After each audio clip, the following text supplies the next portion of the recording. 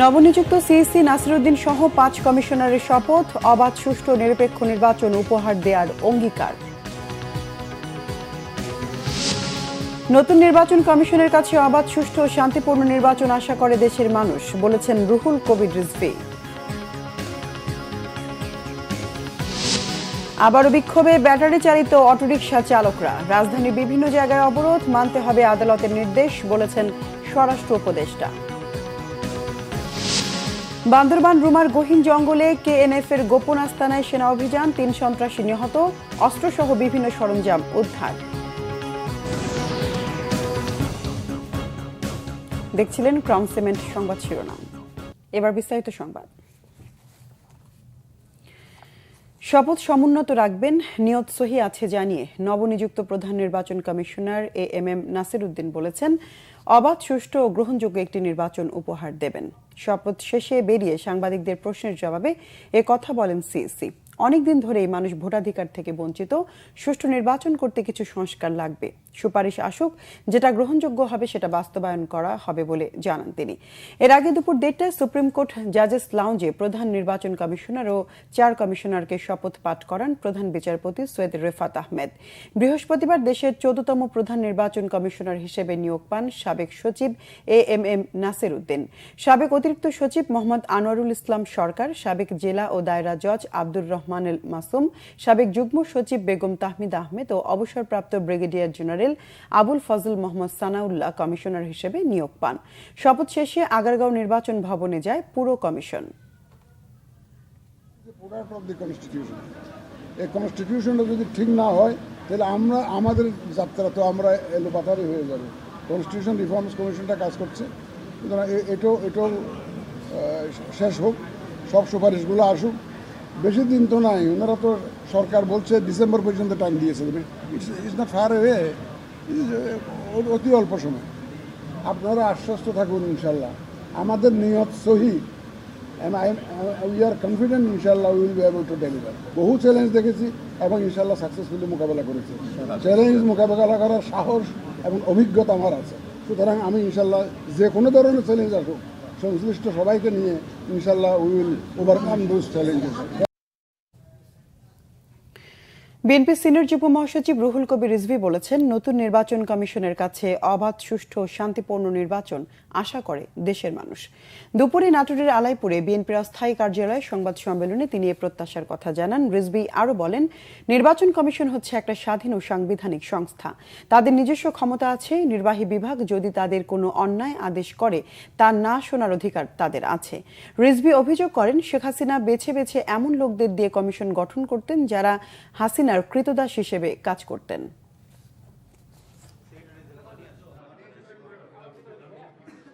শেখ হাসিনা বেছে বেছে এমন লোকদের দিয়ে নির্বাচন কমিশন করতেন যারা শেখ হাসিনার কৃতদাস হিসাবে কাজ করত। এদের কাছে অবাধ, সুষ্ঠু নির্বাচন, এদের কাছে কি বলে যে ইনক্লুসিভ নির্বাচন, এটা কোনো মূল্যই ছিল না, ভোটারদের কোনো দামই ছিল না। বর্তমান নির্বাচন কমিশনের কাছে সেই ধরনেরই মানুষের প্রত্যাশা। ভোটাররা নির্বিঘ্নে ভোট দিতে যাবে এবং ভোটের পরিবেশ থাকবে অত্যন্ত শান্তিপূর্ণ। অটোরিকশা বন্ধের প্রতিবাদে আজও রাজধানীতে সড়ক অবরোধ করে আন্দোলন করেছে চালকরা। পরে তাদের দাবি মানার আশ্বাসে কর্মসূচি স্থগিত করা হয়। গেল কদিন ধরেই রাজপথে ব্যাটারি চালিত রিকশা চালকরা। অটোরিকশা বন্ধে উচ্চ আদালতের আদেশ বাতিল সহ বেশ কয়েকটি দাবিতে সোচ্চার তারা। রবিবার সকাল 11টা থেকে ধানমন্ডি, সায়েন্স ল্যাব, শাহবাগ, শনির আখড়া, যাত্রাবাড়ি ও কামরাঙ্গীর চর সহ রাজধানীর বিভিন্ন এলাকা থেকে মিছিল নিয়ে প্রেস ক্লাব ও কদম ফোয়ারার সামনে জড়ো হয় আন্দোলনকারীরা। তাদের দাবির পক্ষে প্ল্যাকার্ড ও নানা স্লোগান দেন বিক্ষুব্ধরা। সরকারকে তাদের দাবি মেনে নেওয়ার আকুল আবেদন জানান আন্দোলনকারীরা। তাদের আন্দোলনের কারণে প্রেস ক্লাব, পল্টন, শাহবাগ ও সায়েন্স ল্যাব সহ রাজধানীর বিভিন্ন এলাকায় যান চলাচল বন্ধ হয়ে যায়। এক পর্যায়ে তারা মিছিল নিয়ে জড়ো হয় শহীদ মিনারে। তারপর সরকারের আশ্বাসে কর্মসূচি স্থগিত করে আন্দোলনকারীরা।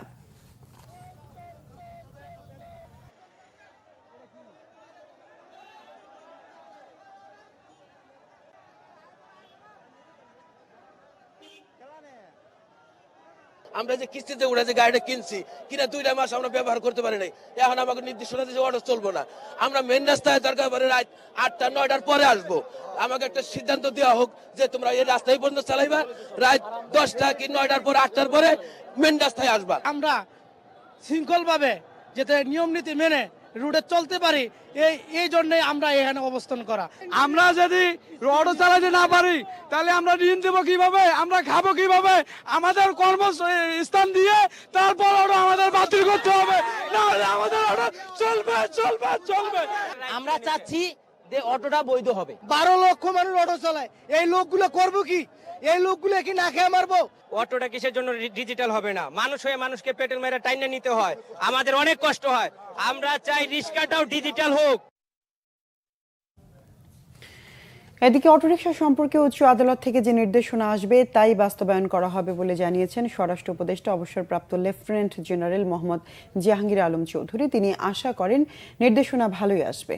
সচিবালয়ে আইন শৃঙ্খলা সংক্রান্ত উপদেষ্টা কমিটির সভা শেষে ব্রিফিংয়ে স্বরাষ্ট্র উপদেষ্টা জানান, সড়কে কোনো দোকান থাকবে না। স্বীকার করেন ভুয়া ও মিথ্যা মামলা হচ্ছে, বলেন যারা মিথ্যা মামলা করছে তাদের বিরুদ্ধে কঠোর ব্যবস্থা নেওয়া হবে। এ ধরনের মামলায় কেউ যাতে হয়রানির শিকার না হয় সেজন্য জেলায় জেলায় কমিটি করে দেয়া হবে বলেও জানান তিনি। স্বরাষ্ট্র উপদেষ্টা দাবি করেন আইন শৃঙ্খলা পরিস্থিতি ধীরে ধীরে উন্নতি হচ্ছে, যে কেউ অবনতির চেষ্টা করলে কঠোরভাবে দমনের হুঁশিয়ারি দেন। জানান অবসরপ্রাপ্ত পুলিশ ও আনসারের মধ্যে থেকে ট্রাফিক ব্যবস্থাপনায় অভিজ্ঞ ও দক্ষ লোকদের চুক্তিভিত্তিক নিয়োগ দেয়া হবে। কমিউনিটি পুলিশিং এর মতো আপাতত ঢাকায় 5-6 জনকে নেওয়া হতে পারে। শিক্ষার্থীরাও আগের মতো দায়িত্বে থাকবে।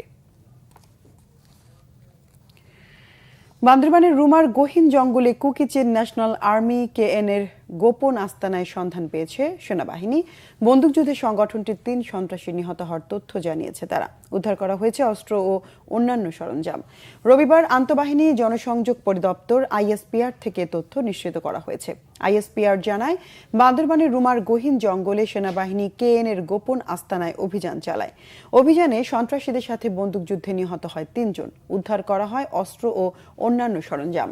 পাহাড়ে সন্ত্রাসী নির্মূল না হওয়া পর্যন্ত অভিযান অব্যাহত থাকবে বলে জানিয়েছে সেনাবাহিনী। তারা জানিয়েছে KNF এর সামরিক শাখা KN এর শতাধিক সদস্য 3 বছর আগে গেরিলা প্রশিক্ষণের জন্য মিয়ানমারের কাচিন প্রদেশে যায়।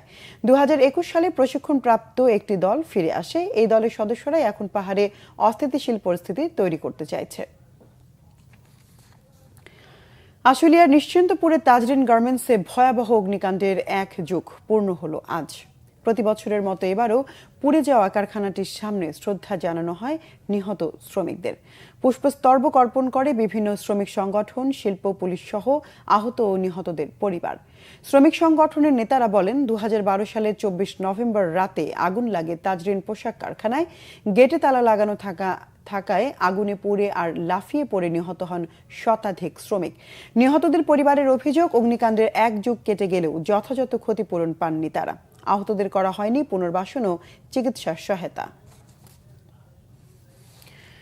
ছাত্র জনতার আন্দোলনের সময় পুলিশের গুলিতে পঙ্গু হয়েছেন কিশোরগঞ্জের এক মাদ্রাসা শিক্ষার্থী। প্রতিবন্ধী বাবার উপার্জনের একমাত্র অবলম্বন হাফেজ জুনায়েদ। তার এই পরিণতিতে দিশেহারা পুরো পরিবার। তারপরও বাবা মায়ের সান্ত্বনা, বেঁচে আছে সন্তান। কিশোরগঞ্জ প্রতিনিধি নাসিম খানের পাঠানো তথ্য ছবিতে ডেস্ক রিপোর্ট।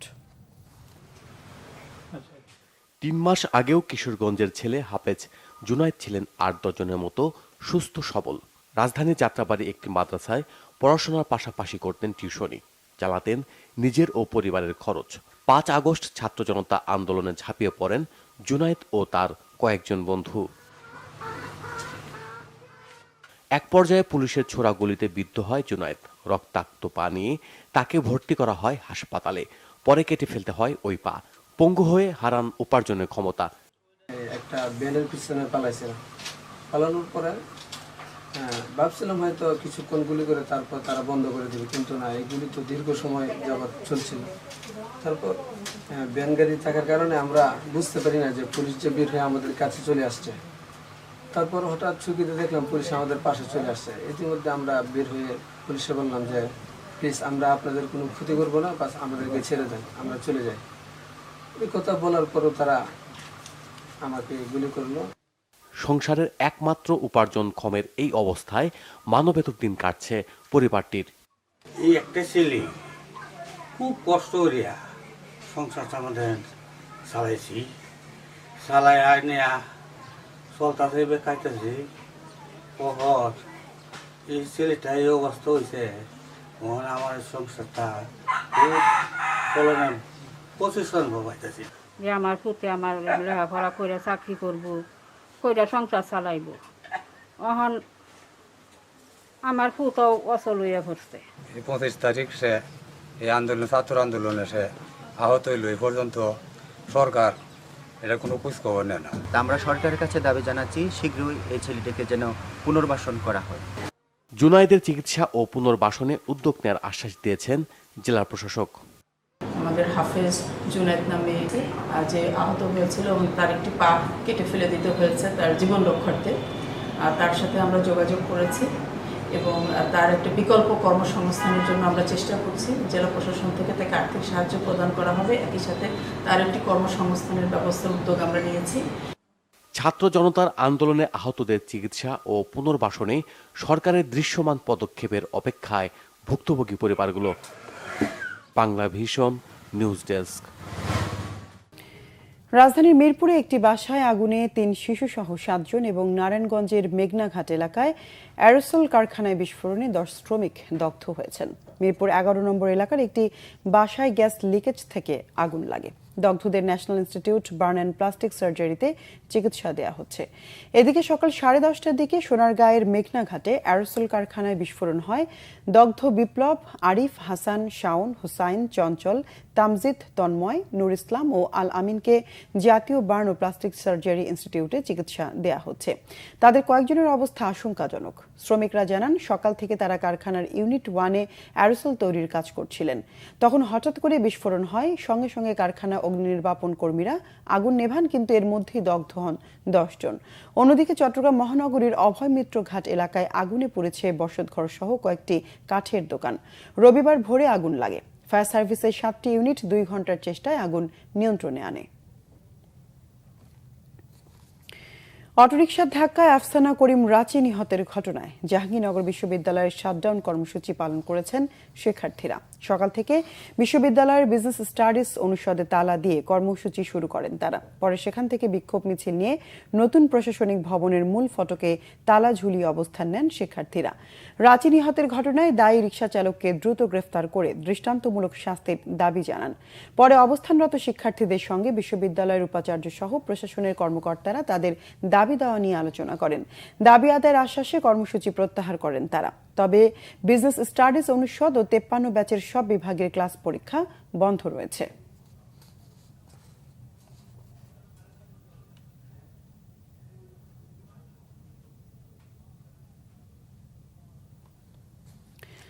এস আলমের মালিকানাধীন সোশ্যাল ইসলামী ব্যাংক ও ইউনিয়ন ব্যাংক থেকে চাকরিচ্যুত কর্মকর্তা কর্মচারীদের পুনর্বহালের দাবিতে সড়ক অবরোধ করে বিক্ষোভ হয়েছে। রবিবার সকালে চট্টগ্রাম মহানগরীর অন্যতম প্রবেশমুখ মৈজার টেক এলাকায় সড়ক অবরোধ করে তারা। এতে সড়কের 2 পাশে তৈরি হয় তীব্র যানজট। পরে পুলিশ ও সেনাবাহিনী গিয়ে তাদের সড়ক থেকে সরিয়ে দেয়। আন্দোলনকারীরা দাবি করেন, আগাম নোটিশ না দিয়ে বিনা কারণে অনৈতিকভাবে তাদের চাকরিচ্যুত করা হয়েছে। দাবি মানা না হলে বৃহত্তর কর্মসূচি দেওয়ার হুঁশিয়ারি দিয়েছেন আন্দোলনকারীদের।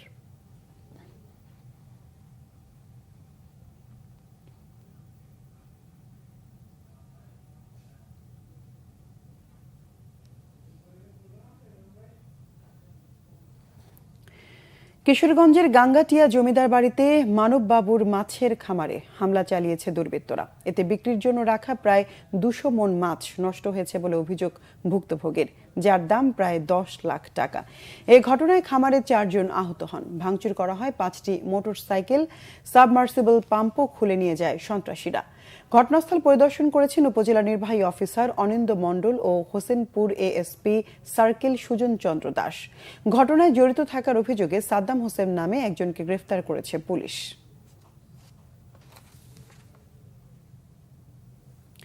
দেশের বিভিন্ন জায়গার আরো কিছু খবর নিয়ে এখন একটি ডেস্ক রিপোর্ট। জুলাইয়ে শহীদ ও আহতদের স্মরণে স্মরণ সভা হয়েছে বাগেরহাটে। জেলা প্রশাসকের সম্মেলন কক্ষে সভায় বক্তব্য রাখেন শহীদদের পরিবারের পিতামাতা ও আহতরা এবং জেলা প্রশাসক আহমেদ কামরুল হাসান ও পুলিশ সুপার তৌহিদুল আলী। খাগড়াছড়ির বৈজয়ন্তী বৌদ্ধ বিহারে শতাধিক বৌদ্ধ ভিক্ষুকে পিণ্ডদান ও মতবিনিময় সভা হয়েছে। এতে প্রধান অতিথি ছিলেন জেলা বিএনপির সভাপতি ওয়াদুদ ভূঁইয়া। পরে বৌদ্ধ ভিক্ষুরা ধর্মীয় দেশনা প্রদান করে। ট্রাফিক ব্যবস্থা নিয়ন্ত্রণ, উন্নয়ন ও সচেতনতা বৃদ্ধির লক্ষ্যে ময়মনসিংহে ট্রাফিক সপ্তাহের উদ্বোধন হয়েছে। নগরীর টাউন হল মোড়ে এর উদ্বোধন করেন বিভাগীয় কমিশনার মোক্তার আহমেদ। ব্যবসায়ী কল্যাণ সমিতির দ্বিবার্ষিক সাধারণ সভা হয়েছে সাভারে। প্রধান অতিথি ছিলেন বিএনপির কেন্দ্রীয় নেতা ডাক্তার দামান মোহাম্মদ সালাউদ্দিন।